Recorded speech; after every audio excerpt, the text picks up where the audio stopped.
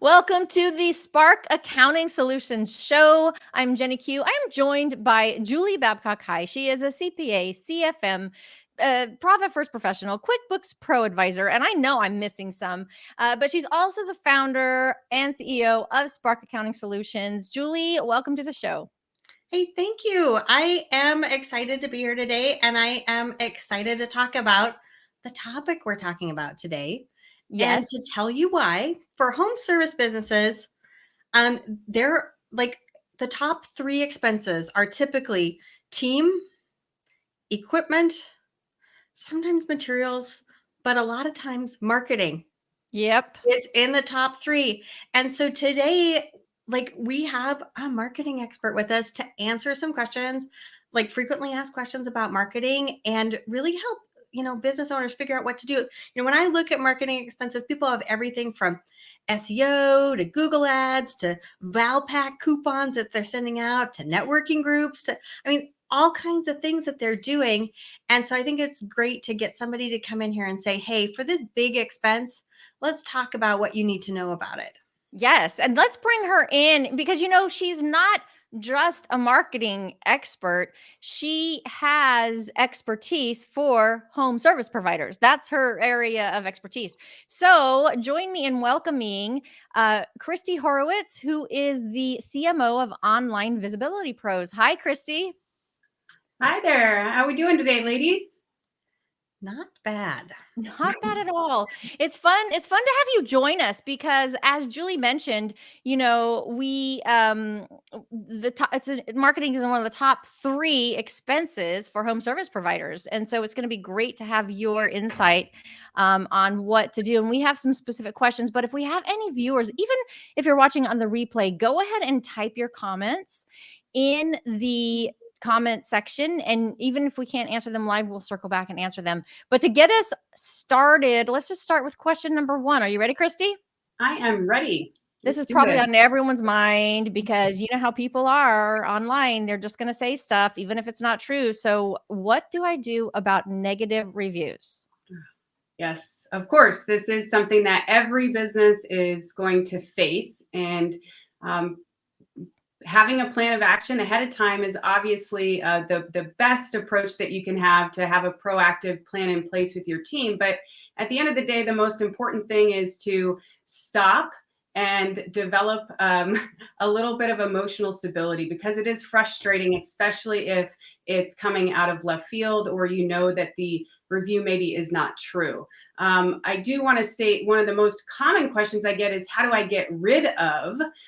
So that's kind of like a modification to the question. I would say that most often it's very difficult, especially if you're talking about Google, to get rid of a negative review. So it's better to have a plan of action. And like I mentioned, you want to make sure that you kind of put your emotions in check first. If there's a way for you to communicate with that person directly, maybe you have their phone number, you were on the job, whatever the case may be, if you're able to connect with them directly and privately, that would be the most ideal situation. And from that point, you could actually ask them, if you're able to resolve the situation, you could ask them to remove that negative review. So that would be the most ideal situation, right? But if that's not a possibility, then you may need to go online and actually provide a response. And I want to press you guys to think about it this way. People are not only reading that negative review, but they're also reading the response to the negative review. So it's really important that you take this opportunity to position yourself in a way that presents well to your prospects. So really kind of flip it on its head and see if you can figure out a way to make the most out of it. Make lemonade out of those lemons and see what you can do to, get that person, get that situation resolved and get that person feeling a little bit more comfortable with what happened or whatever the situation may be. So the other thing I would mention is, if you are going and leaving a review, a response to that review online, keep an eye out for their response, because if they say something back and then you don't actually respond back, then again, that doesn't look the greatest when people are reviewing, checking you out online and looking at your reviews. So I would say just know that it's going to happen, and make sure that you calm your nerves and calm your emotions. I think that's the biggest mistake I see. You don't want to be lashing out online at people.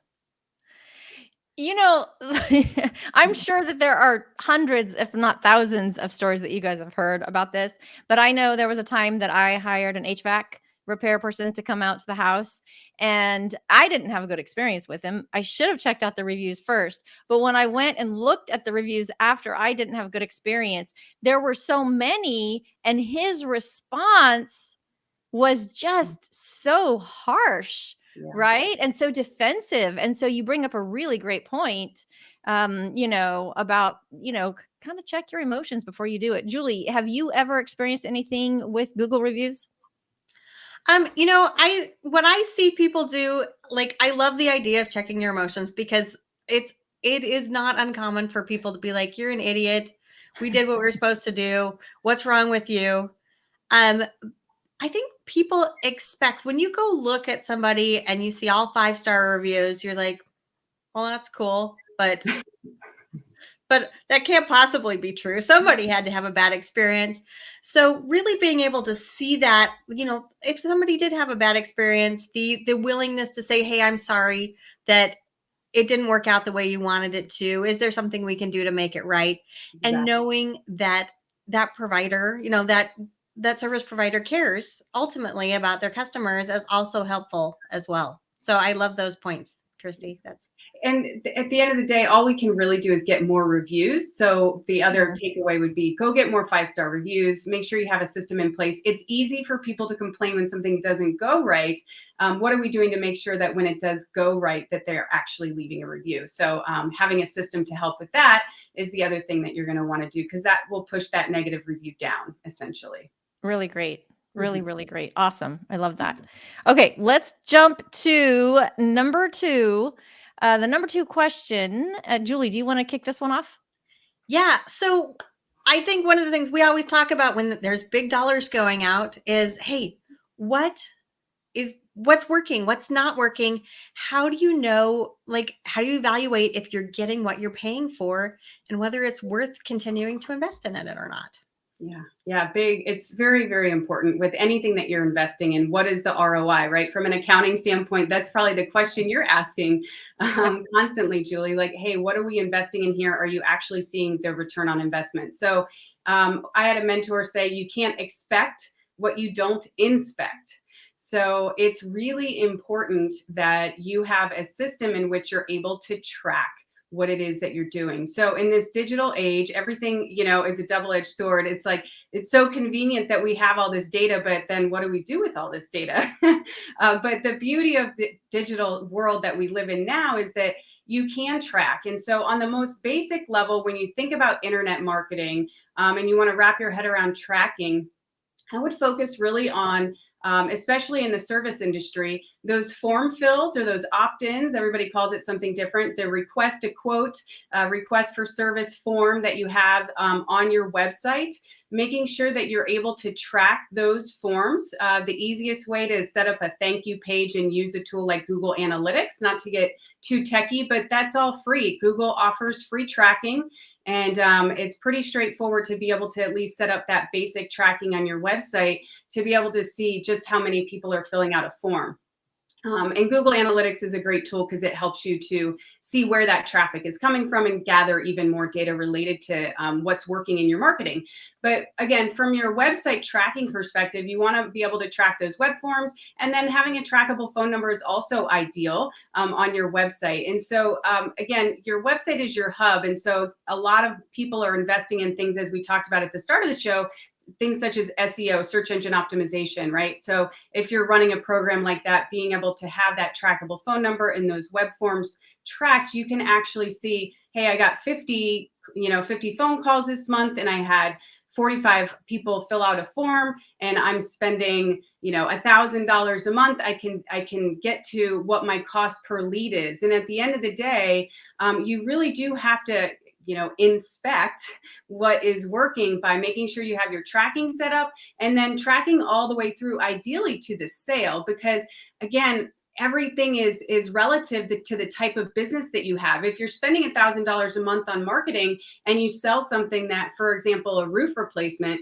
and that's a $10,000 to $15,000 sale, well, then how much can you afford to pay in order to get that lead and then generate that sale, right? So again, you have to be able to track all the way through and determine just how much money you're spending investing in your marketing, and figure out what your cost per lead is, and from there hopefully be able to determine what it is that you're paying for a sale, and making sure that whatever you are investing in is generating more income on the back end than what you're paying to generate that lead on the front end. Pretty straightforward, and the beauty is we do have access to a lot of tracking tools that are very affordable or free. So yeah, inspect. You gotta inspect what it is that you're doing first, and then track. Yeah, that is so good. It's so important to be able to get the data so that you can make the corrections. If you just keep making corrections without testing, right? Then you're never going to know what's actually working. Let's go ahead and move on to number 3, because this one, everybody thinks that paid ads are the, panacea to all digital marketing, but maybe not the first step, right? Yeah. So what is the most important step to take before you invest in digital ads, whether it's Google or Mhm. Instagram or YouTube, any ads? Right. What's the first thing you need to do? Well, piggybacking on the last question, you need to have your tracking in place. You need to make sure that you have a way to track what it is you're about to invest in. Even if it's a postcard or something that's, not online, you can use a trackable phone number or a QR code that allows you to track. So again, all that technology is out there. You just maybe have to dig a little or talk to a professional that can help you make sure you've got that tracking set up. But that would be the number one thing you need to set up. And very close behind that, and one of the most in my world, it seems so obvious, but I recognize that it is the most missed, and that is having an actual offer. So when you are advertising out there, unless you're, the McDonald's of the world or the Coca-Colas of the world, where you have an unlimited budget, we have to be, mind our P's and Q's when it comes to where we're spending our money as small businesses. And so being able to track what you're doing, but also make sure that you have an irresistible offer. That's what we work with our clients on developing, is making sure that there's urgency, making sure that there's an offer, number one. Putting your brand out there on a banner ad, or saying that this is what we do, or I'm a CPA, I can help you, is not a call to action, is not an offer. Create an actual offer where there's some sort of reason for people and urgency around that offer, ideally with an expiration date if you can. Even if you push that expiration date back after the end of the month, it's better to have something in place. But again, I would say the most overlooked action when it comes to marketing is having an offer, making sure that people have a way to get in touch with you. I see people without a phone number, without a web address, without an actual call to action, where they're investing in advertising, and all I know is their brand or their logo, and they're missing a call to action or any sort of offer. So those are simple actions. Create that offer, make it irresistible, add an expiration date if you can. Those would be my tips. Yeah, that's really huge. Julie, do you see that? Do you see the service providers that you work with creating offers? Um, Sometimes yes, sometimes no, but I think it's a really good point to make sure that you do have that call to action with advertising, for sure. It's a great point, because there's a lot of people that get into whatever they're doing, like accounting or plumbing or roofing, and they don't know anything about marketing.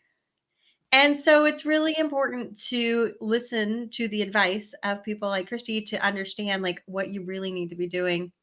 And it's not enough just to throw money out there, but you also need to ask people to reach out to you and talk to you so that you can potentially close a sale. Yeah. Yeah, absolutely. We All call right, it Julie. optimizing in our world. We call it optimizing. So if people are, if you hear marketers talking about optimizing your landing page, or optimizing your ad, that's being able to make sure that you've got an offer that converts. That's an important step that we all need to take. Yeah, Awesome. totally. That's great. That's a great point, because otherwise you're just, like you said, it's not about brand recognition. It's about converting the clients. That's right. Yeah. Awesome. Okay, Julie, you want to take us to number 4? Okay, number 4 is, what's the most overlooked but essential marketing strategy that home Oh. service providers are missing out on? It's interesting. I have two, but the one that is the most overlooked that takes first place is email marketing. And the reason why I have email marketing as the most overlooked marketing strategy is because it is truly an asset that you're building in your business. And so if you kind of like take that narrow focus and you widen that a bit and you recognize what the act of building an email marketing campaign or doing an e-newsletter, what happens as a result of you committing to an action like that is that you're building a list. You're making sure that you have your it's typically your clients, your past clients, your prospects, maybe vendors. Those are the people that are typically going to be on your list for your email marketing. And it came to a head with COVID. I will say that people really recognized that they had a difficult time getting their message out to the people that really needed to see it the most. And if they did have that list in place and they did have an email marketing structure, if you will, associated with their business approach, then they were ready to go at the click of a button to be able to share updates, to in the restaurant world, to share their menu for what you could pick up for dinner tonight, whatever the case may be. The value comes in, one, having your list, and number two, having the ability to push a button and send a message. And that could be an important, company news style message. That could be a special offer that you're running to try to generate income to meet a sales goal by the end of the month. I mean, there's lots of different ways and reasons that you can use email marketing to win in your business, and again, build an asset while you're doing it. And the beauty of it is you can technically get started for free. I mean, there are places like MailChimp that are completely free where you can get started with the email marketing, and plenty of others. I mean, dozens of platforms. So I'm not saying that, that's the right one for you necessarily. I'm just saying people love the word free. And so I share that because that can be a reason why people don't get started. So email marketing is by far the number one most overlooked essential marketing strategy. And then I'm just throwing this in there because it actually kind of surprised me when I did the research and looked up what other people are saying is the most overlooked. And it is SEO. And I was floored. I was totally surprised because of the return on investment for that. So that was Statistica did a study, and they said that compared to, people found that search engines like Google, Bing, and Yahoo offer the best return on investment, even compared to other channels such as social, paid ads, and email. I thought that was really interesting. It actually surprised me to see that out there. But from a firsthand experience, I will say that SEO generates the biggest return on investment for our clients. So I wasn't surprised, but I was surprised, So, that's one of those things that that came up in my research and prepping for this too. Awesome. And what's been interesting, Krysti, over the years to watch digital marketing, just evolve. Each one of these things that you're naming, that you're talking about, they're so specific and there's so many changes. And so I'm just going to throw it out to both of you. How possible is it for a home service provider to run their own marketing and hit all of these parts? That's tough. I mean, it really depends on, I think your sales targets and what kind of business goals you have. Are you trying to be a $50 million company? That then I think that, yes, it's part of your growth strategy. In the beginning, I think it's really tough to be able, you kind of have to bootstrap it a little bit and wear a few hats as a business owner, and, maybe invest here and there as you go. But I do think it's become so fragmented that it is difficult for business owners to handle it all. And finding a good partner that you can trust, that fits with your values and the way that you approach business, is most important. And so I think you kind of have to budget a little bit for that, outsourced internet marketing department or somebody that you're going to have in house, if that's the way you're going to go. Yeah. Yeah, I will second that. And I just want to just add something on, not necessarily answering your question, but this, Krysti brought up the email marketing, and almost all of our home service provider clients are working in a platform that they've got almost all of their customers' email addresses. Yeah. They're They're sitting on them gold. invoices, but they're not emailing them, "Hey, we're running a special this month." Or, "Hey, we've got 7 openings next week. Do you need your dryer vent cleaned?" Yeah, they're not doing that right now. And I Mm, think they're missing out on something. It's a resource that they already have that they could easily export from those platforms that they're using and turn it into something easy push of the button. So I want to second that. It's so true. I couldn't agree with you more, Julie. I mean, it happened. We worked with an HVAC company and they said, we need leads like right away. And there's certain things that take time to ramp up. And I said, do you have a list? And in the first 90 days, we sent to their list that was, I don't know, 4,000 or 5,000 people. And they generated hundreds of thousands of dollars of sales for installs. And they were like floored. And it's exactly what you just said. I mean, they're sitting on a gold mine. Yeah. brilliant. Brilliant. I love that. That's a Mhm. great point. Yeah. Oh, and it's all about building relationships anyway. And Mhm. so the more often you can stay in front of your clients, the better, right? And if Right. they already know you, trust you, and like you because you did a good job the last time you were there, Yeah. you've already got a door in just by saying, "Hey, we're still here. What Yeah, do you those need?" are the easiest leads to convert. They're the cheapest cost per lead right there because they've already worked with you. Yeah. Exactly. Yeah. Perfect. Okay, let's jump to number 5, and I am gonna just let you know right now, we do have a bonus question. So number 5 is, how long should I expect it to take for ad strategies to kick in? Ooh, the $1,000,000 question. Yeah, yeah. Well, I think that just like so many, like you were just saying, Jenny, because strategies are fragmented, you do have to break things down based on the marketing strategy. So we just talked about email marketing. We just talked about how at the click of a button you can generate business. So in that approach, if you have a list and you've got people that have worked with you before, you could see immediate results with an email marketing campaign or an e-newsletter, whatever it is that you're looking to launch. So that is a fast strategy, if you will, to leads and sales. If you're talking about Google Ads, for example, paid advertising. So when you look at the search engines and you see those sponsored ads at the top, that's what I'm talking about here. And you can basically set up a Google ad account and pay for keywords so you can show up there. And if you're looking at a campaign like that, we typically tell our clients to give it 90 days, a 90-day cycle to see results. Does that mean we don't generate leads in month 1? No, I'm talking about that word optimization, optimizing your campaigns Yeah. and really getting to a place where you can see the return on investment. We may not generate that return on investment in the first 30 days, but again, we understand that you have to win in order for us to win. So that is our target. That's a general rule of thumb there with paid ads. I would say about 90 days to get those campaigns optimized.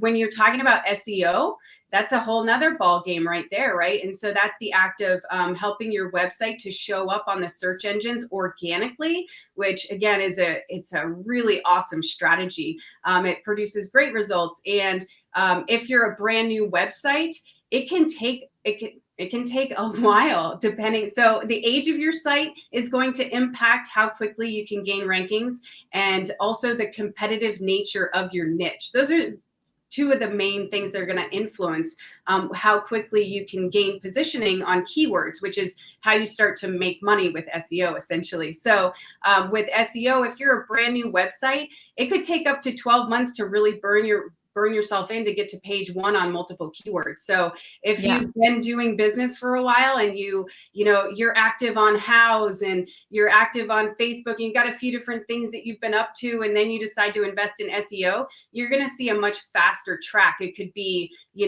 3 months to 6 months on that side of things. So it just, unfortunately, it's harder to pin that one down. But it's usually going to take at least 90 days to maybe up to 6 months to start to see results from SEO. So Yeah. otherwise, like networking, we all know it takes 6 to 12 months to build relationship, and media buys fall into that same category as paid advertising. I'd say about 90 days. If you're buying banners on maybe a trade journal website or what have you, those sorts of media buy opportunities do take a little bit of time. Awesome. So good. That is people want to invest and get an immediate return, and that's just not the case with digital marketing. It's just not. Yeah, it Yeah. definitely takes time. Yeah. All right, Julie, take us to the bonus Great. question. Bonus question is, what are the best proactive actions our home service provider audience can do to improve their marketing right now? Ooh, I like that one. Yeah, I would say to be proactive, especially in the home service niche, is to focus on the social proof side of your business. Whether you have a website or not, or you don't know exactly what you're going to do on that front, even if you're just getting started, make sure you're capturing as much as possible any video testimonials. People actually are much more comfortable saying yes to you, inviting them to share about their experience, so other people can learn what it's like to work with you, right? Make it about, helping others instead of benefiting your business. So again, video, if you're able to capture video testimonial and get really good at that, I would say that would be the number one proactive thing that you could do that's going to have the greatest impact on your business. So that, and then that kind of bleeds into any sort of social proof, being able to ask for reviews. That's more as things are happening, but kind of in that documentation vein, I would say documenting before and afters. That may or may not apply, like plumbing, maybe not. But home additions, absolutely, making sure you're getting the before photos, so you can show the beautiful transformation that you've created. I mean, that's what people are consuming. That's what they're curious about. That's what helps them to make a buying decision. So I would say documenting your process, being able to document your projects, would be another really smart, proactive approach. Even if you don't have a plan quite yet as to how that's all going to come together, if you have that content, you can really hit the ground running when it comes to helping people understand what it means to work with you. Awesome. So good. So many great tips. This one y'all need to save and put on replay and take notes, because there are so many amazing tips. And what about if somebody's feeling overwhelmed hearing all of this? Where should they start? In terms of overwhelmed with their marketing? Mm-hmm. Well, I mean, you can obviously come and set up a strategy call. We're more than happy to help you guys wrap your head around what it is that this digital marketing world is all about. We offer strategy calls. That's a complimentary 30-minute call. So you can always visit onlinevisibilitypros.com and click to set up a strategy call. No obligation there. At the end of the day, the most important thing is that you get your questions answered and you create clarity over whatever is blocking you or is a barrier for you in your business, and find somebody that surround yourself with the experts, right? Like whether that's a great CPA, a great lawyer, a great marketing team, you've got your mastermind, whoever those that team of people that you position around you that you can trust and go to, as a business owner, we can't be experts at everything. So being able to reach out and find somebody that you can feel comfortable with, whether that's me or us and our team, or just somebody that has the answers that you're looking for, that you feel comfortable talking to, I would say is the most important thing you could do for your business. Perfect. We will add your link in the description of this video, so people can just click that and book a call with you if that's what they want to do. But Krysti, thank you so much for joining us, and thank you for your expertise. Jenny and Julie, thank you so much for having me. It's been a real pleasure. Thank you. And Julie, we have at the bottom of the screen here that you're giving away the 5 core chapters of Profit First. Share with us a little bit what people are going to find when they go and download those 5 chapters. So I think the reason all of us start a business, well, I'm going to rephrase that. Most of us start a business because we would like to run a profitable business. Fair enough. But 80% of businesses are not profitable. They're pretty close to break even. And so Profit First is a book. It's a cash flow management system that helps you improve profitability with your next deposit. So there you go. And you don't have to read the whole book. You just have to get the 5 core chapters. 5 core chapters and get started. Awesome. Perfect. Julie, thank you. Thanks for putting this show together to get all this great information for the home service providers. And with that, we are out. Thank you.